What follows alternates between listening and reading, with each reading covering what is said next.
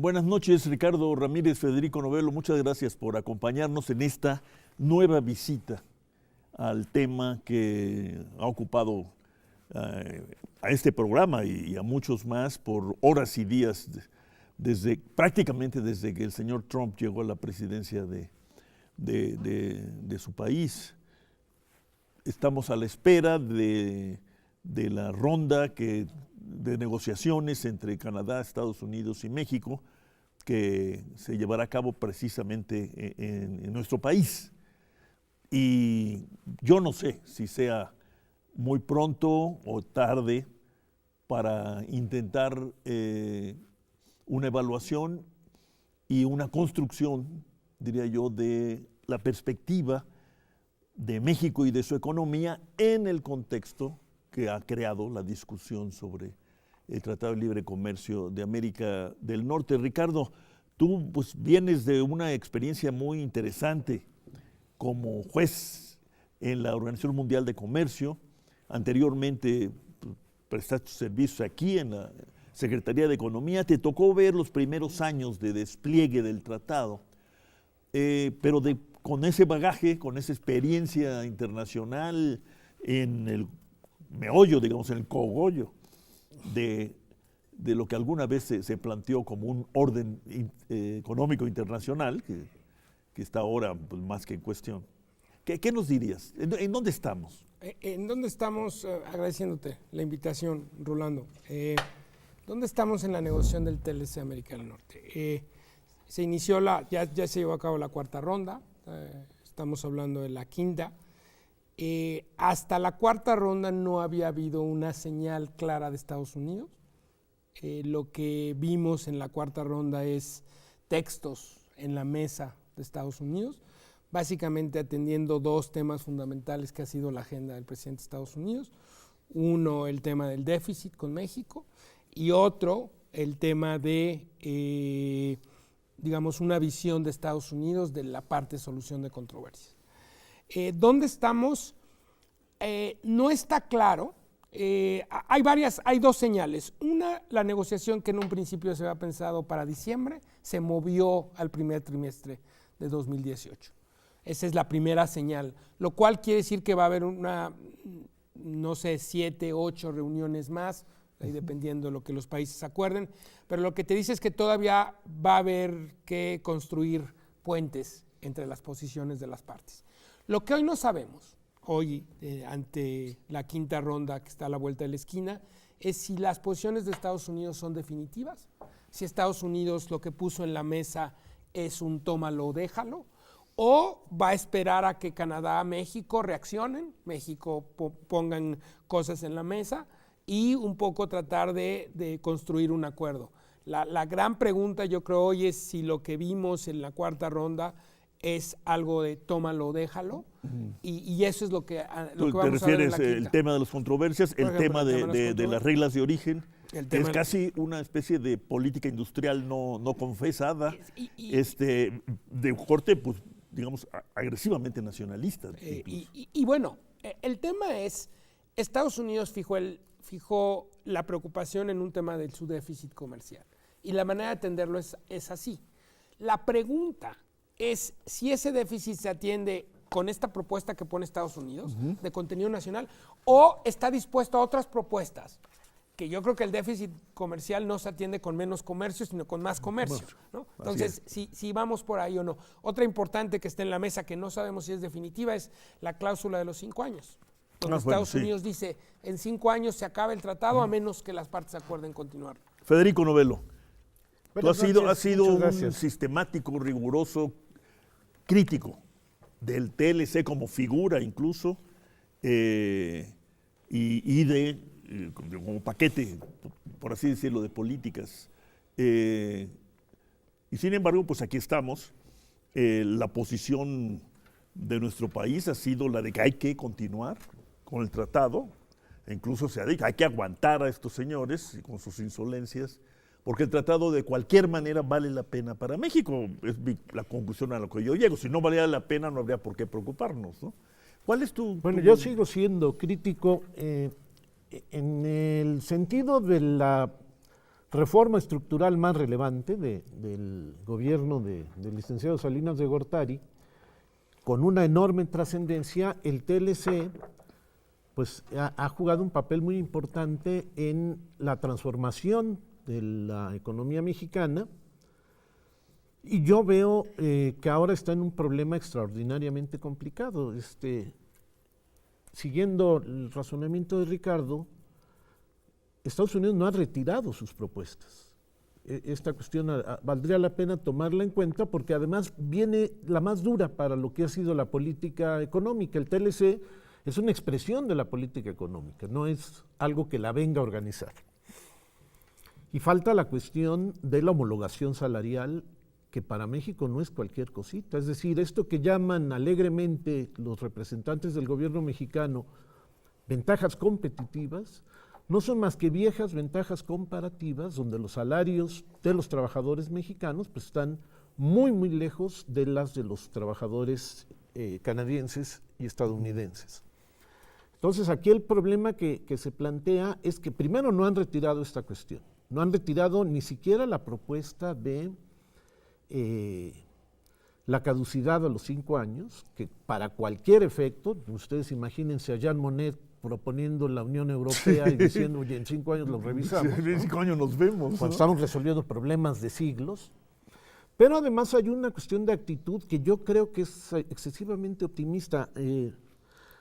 Hay quien plantea que se va a dar por satisfecho Trump con el avance de su reforma fiscal, que es un dumping fiscal, es decir, es una carnada para que la inversión se traslade y los domicilios fiscales de las empresas se trasladen a los Estados Unidos, que lo coloca abajo de Austria como. Y para nosotros existe también el problema de que la inversión extranjera, que era el segundo objetivo del TLC, según confesión de parte, es decir, planteado por Serra Puche como el segundo objetivo fundamental, pues no solo vino a jugar un papel muy relevante, sino que cambia la estructura de las exportaciones y genera esta cuestión que en un comercio que es fundamentalmente intrafirma, intraindustria por supuesto, pues no deja el déficit quitándole a alguien. Los economistas, tú, representante de los economistas hoy, esta noche, han criticado mucho esa obsesión trumpiana con respecto al déficit, diciendo que que no tiene nada que ver con la economía ni con la realidad del comercio y mucho menos con la realidad que se ha construido en torno al TLC. ¿Por qué no nos Porque dices? una empresa, digamos, México tiene 1,069 filiales de empresas estadounidenses y el comercio entre estas con las que están radicadas en los Estados Unidos o en Canadá es un comercio en donde una le vende a otra y el déficit de la que compra se contabiliza en la bolsa de la misma empresa. El asunto es dónde está radicado el domicilio fiscal de esa empresa, para efectos de la reforma que va a hacer Trump. Yo conservo cierto optimismo respecto al tipo de comercio que promovió el TLC, que creo que puede perdurar incluso sin TLC. Es un tema que me gustaría tratar un poco después. Perfecto. Tu reacción, Ricardo, a esta evaluación inicial que nos presenta Federico Novello. Yo siempre he pensado, y obviamente es la visión de un abogado, por más respeto que le tengo a los economistas. Bueno, pero eso es por otras razones. Para mí, el TLC América del Norte es un contrato. Es un contrato entre México, Estados Unidos y Canadá, donde se acordaron una serie de cosas en materia de comercio y bienes, servicios, propiedad intelectual y un mecanismo de solución de controles. Es un contrato obsoleto. Un contrato, nadie tiene un coche hoy de más de 23 o 24 años, digo, a menos que lo nombres antigüedad, y un contrato que tiene tanto tiempo es un contrato obsoleto. Y ese es un hecho. Yo creo que se le ha atribuido mucho más al TLC, porque el TLC al final sí era o fue el detonador de toda una política económica, ¿no? De un presidente de la República que dijo que apostó a este esquema, pero que al final contenía obligaciones muy claras en materia de comercio de bienes. Y regreso, el comercio hoy, como se lleva a cabo, no es igual que cuando se firmó el TLC. Cuando se firmó el TLC pensábamos en productos finales. Hoy, las cadenas, cuando se firma el TLC, nunca se piensa en que va a haber cadenas de valor. No se hablaba de eso, ¿no? Claro, yo doy el ejemplo de telecomunicaciones. El capítulo de telecomunicaciones hablaba de acceso a un proveedor, era cuando había un monopolio y se había cambiado el monopolio, y lo único que querían las firmas de Estados Unidos era acceso a la red. Nada de teléfono celular, internet, estaban fuera de cualquier, inclusive concepción. No había teles de plasma, ¿no? O sea, en fin, el comercio, inclusive el dinamismo que generaron las cadenas globales de valor era totalmente distinto. Entonces, sí, yo trato siempre de tratar de dividir lo que es el TLC como un instrumento jurídico que establece una serie de obligaciones en materia de bienes y servicios, a diferencia de una política industrial, política agropecuaria. Como un instrumento de política económica. Al final ha sido exitoso un instrumento también de gobierno, de cómo poner, y el ejemplo más claro para mí es las compras del Estado. O sea, por primera vez regulamos, o por primera vez se crearon candados para las compras federales. Y para mí, Rolando, no es extraño que cuando tenemos el TLC, casualmente tiene una obligación, un compromiso de negociar compras estatales, y nunca se hizo. Mi pregunta es, si tantos escándalos en las compras estatales se hubieran seguido generando, si hubiera habido disciplinas internacionales que regularan esas compras. Estoy terminando esta ronda, Federico, ayúdame a concluirla. Sí, yo creo que el asunto relevante aquí es la validez que para el gobierno actual de Estados Unidos tienen los contratos que ha firmado. Formar parte de la UNESCO también era una formalidad muy relevante. Está amenazada la OMC, que también es un contrato, y no solo es participante de Estados Unidos, sino es el animador de estos organismos.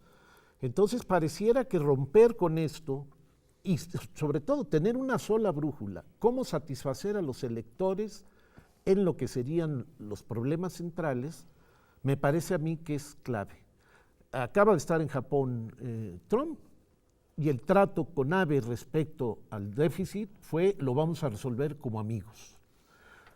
Por iniciativa que nadie le ha agradecido, el licenciado Peña Nieto rompió relaciones con Corea del Norte y no está mencionado en los discursos contra Corea que realiza cotidianamente el presidente de los Estados Unidos. Es decir, parte de la campaña es tratar con la punta del pie a México, y estos asuntos, digamos, ahora estamos en un nuevo tipo de comercio, porque lo que sí había era comercio intraindustrial desde antes, ¿no? Sí. Intrafirma, es construir un panorama esperando que Estados Unidos le preste oídos a este aparente descubrimiento. El hecho concreto es que Trump tiene entre ceja y ceja reducir el déficit por las buenas a la japonesa, o con el abandono del TLC y la promoción de acuerdos bilaterales, que ya lo anunció y tampoco lo ha retirado de la mesa, empezando por Canadá. Vamos a una pausa y continuamos. No, está bien.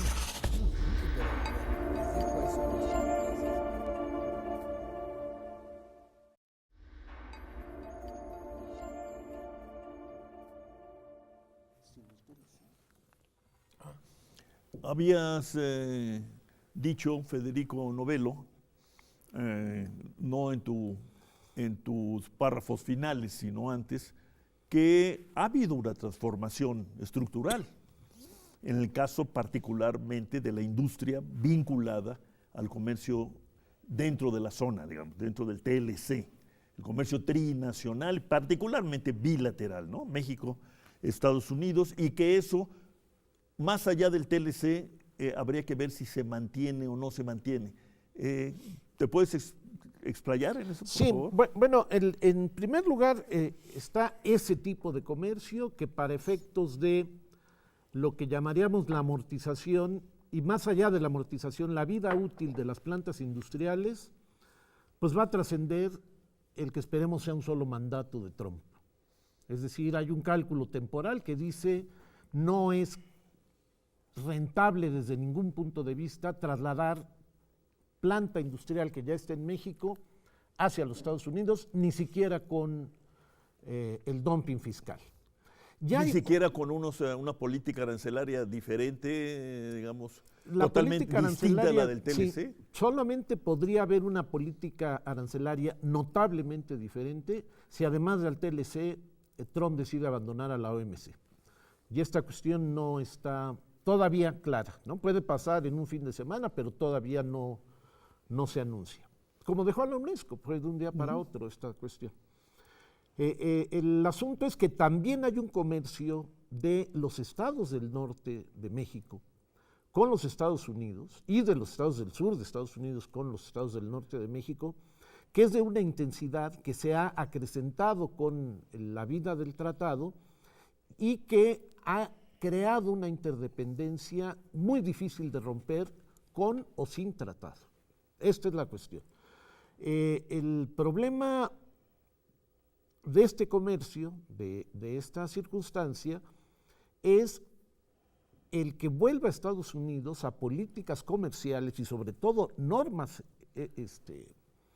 comerciales, como la supercláusula 301 que usó en el pasado, en donde realmente pues, actúe como el peor de los mercantilistas, o tengo superávit o no juego. Y este sería el tipo de problema por venir. Por venir con y sin, sin TLC, porque con TLC tendríamos que hablar de un contrato renovado. Sí, pero retomando y estando de acuerdo con Federico en el tema de qué pasaría sin TLC y qué pasaría sin OMC, regresas a la política del sistema generalizado de preferencias, que era la política con México antes del Telecán.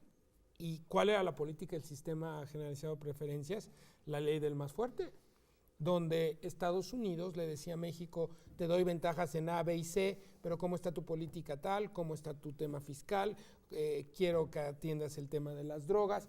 Se prestaba al chantaje absoluto de Estados Unidos. Yo creo que una de las grandes ventajas que tiene el Telecán es que hay reglas, y esas reglas tienes un mecanismo para resolverlas. El problema precisamente es que estamos regresando a los años 70, 80, donde el juego era el juego del más fuerte, ¿no? Y el juego del más fuerte en donde no importaba que tuvieras una decisión a favor de un tribunal, como nos pasó en cemento. Pero entonces diríamos, estamos inscritos en una visión que va más allá de la región norteamericana para convertirse en una visión del mundo de nuestros días y del futuro.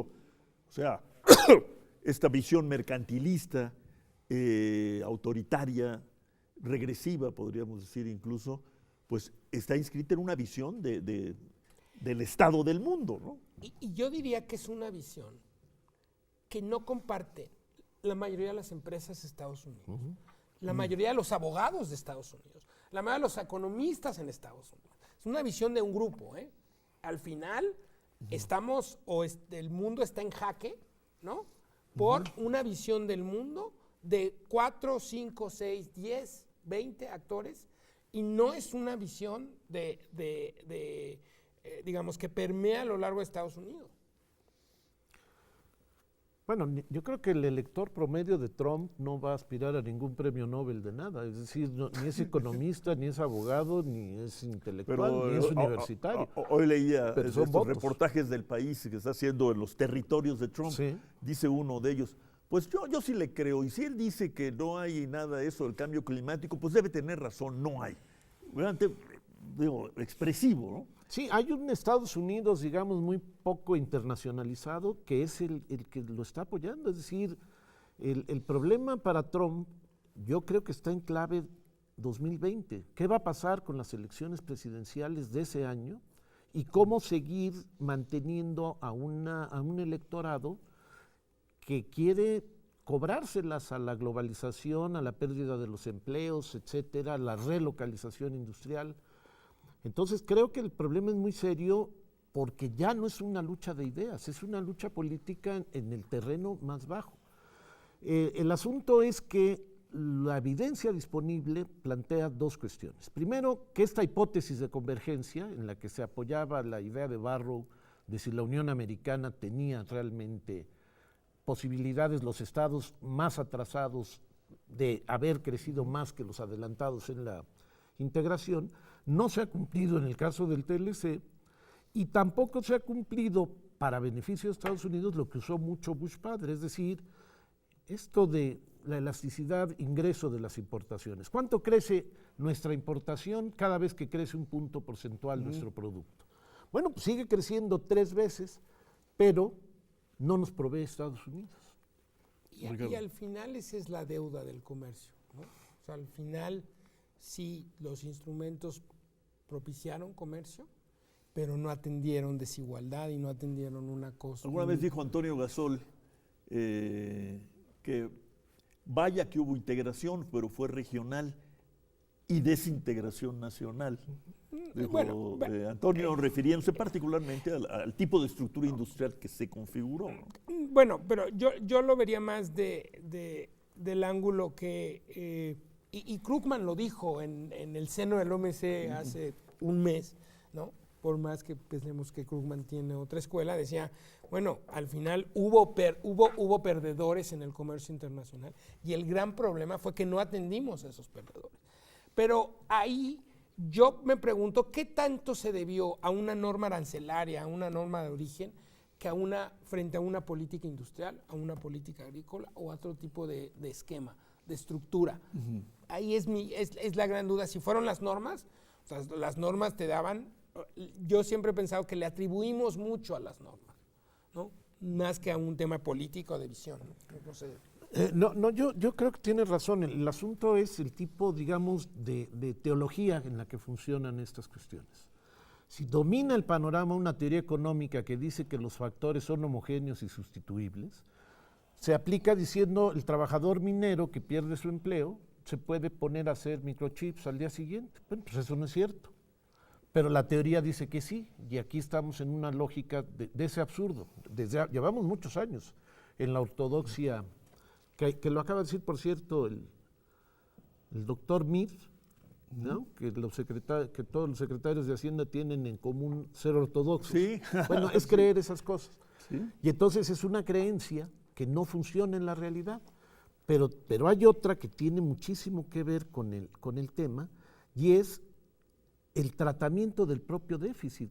Las cosas que está proponiendo Estados Unidos, el gobierno de Estados Unidos para el TLC, son de una trascendencia enorme. Es decir, las reglas de origen harían que un automóvil fabricado en Norteamérica tuviera varias veces el costo de un automóvil asiático, y eso a Trump no le preocupa porque genera, a mí me según preocupa, el empleo. Pero a mí me intriga que no le preocupe. ¿O no estaremos frente a un conjunto de fintas derivadas de su libro, de su exitosísimo libro, El arte de la negociación? Porque parece como muy obvio, ¿no? Si nos vamos por esa exigencia de modificar las reglas de origen, se encarece el producto final. ¿Quién lo va a comprar? Entonces, estamos rumbo a ¿qué? A una fortaleza, no solo comercial, sino económica, productiva. Ese sería el... Pero al final no estamos, porque los economistas coinciden en que estas propuestas no tienen sentido. La pregunta es si es Trump tratando de tomar una victoria, ¿no? Y por eso lo ligo se liga al tema fiscal. Mucho el futuro del TLC yo creo que está ligado a temas internos de Estados Unidos, de cómo se desenvuelvan, si tiene éxito la reforma fiscal. Dice Federico, si no el 2020. Éxito, ¿no? Yo creo que ahí va a estar, ¿no? Tenemos ustedes han abierto la agenda, no yo, pero para el próximo programa, para la próxima entrega, yo diría, a partir de esta transformación del comercio y de parte de nuestra estructura industrial, que probablemente tiene alguna contraparte en Estados Unidos, quizás menos en Canadá, pero debe tenerla, pues tenemos que preguntarnos por el tema compras del Estado, salarios. Capítulo 11, por ejemplo. Capítulo 11 y artículo 27 constitucional, porque también las normas tienen ese problema. E irnos al final con y sin TLC. ¿Cuál es la agenda? Muchas gracias, Ricardo. Muchas gracias, Federico. A ti, Rolando. Continuamos el miércoles siguiente con este tema desde la perspectiva abierta por ustedes. Muchas gracias. Buenas noches.